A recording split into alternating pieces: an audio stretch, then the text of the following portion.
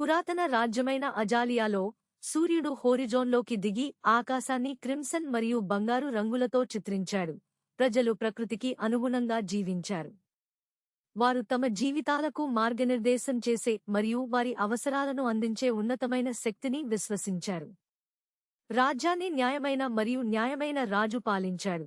అతను తన ప్రజలను ప్రేమిస్తాడు మరియు వారి శ్రేయస్సును నిర్ధారించడానికి తన శక్తి మేరకు ప్రతిదీ చేశాడు. అయితే రాజ్యం ఏళ్ల తరబడి తీవ్ర కరువును ఎదుర్కొంటోంది మరియు ప్రజలు మనుగడ కోసం పోరాడుతున్నారు. పంటలు ఎండిపోవడం, నదులు ఎండిపోవడంతో ప్రజలకు సరిపడా తిండి, నీరు లేకుండా పోయింది. తన ప్రజలను రక్షించాలని తహతహలాడుతున్న రాజు కరువుకు పరిష్కారం కనుగొనమని రాజ్యంలో ఉన్న తెలివైన వ్యక్తులను పిలిచాడు. వారు చాలా దూరం శోధించారు. పురాతన గ్రంథాల నుండి సమాధానాలు వెతకడం మరియు పొరుగు రాజ్యాలతో సంప్రదించడం. అయితే ఏం చేసినా కరువు తీవ్రరూపం దాల్చడంతో జనంలో ఆశలు చిగురించాయి. ఈ నిరాశలో సోఫియా అనే యువతి స్ఫూర్తిదాయకంగా నిలిచింది. ఆమె తన రోజులను ప్రార్థనలు చేస్తూ మరియు అవసరమైన వారికి సహాయం చేస్తూ గడిపింది. రాజ్యం మళ్లీ అభివృద్ధి చెందుతుందనే విశ్వాసాన్ని ఎప్పుడూ కోల్పోలేదు.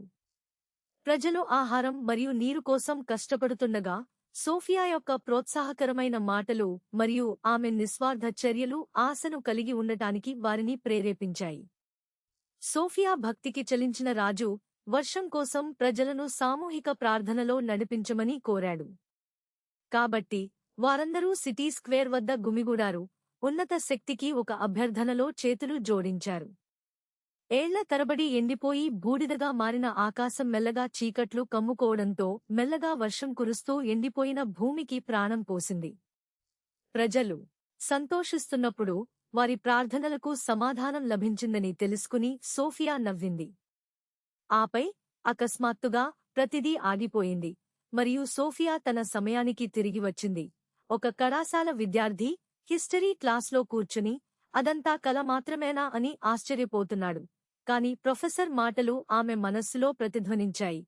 అజాలియా రాజ్యం వాస్తవానికి ఉనికిలో లేదు.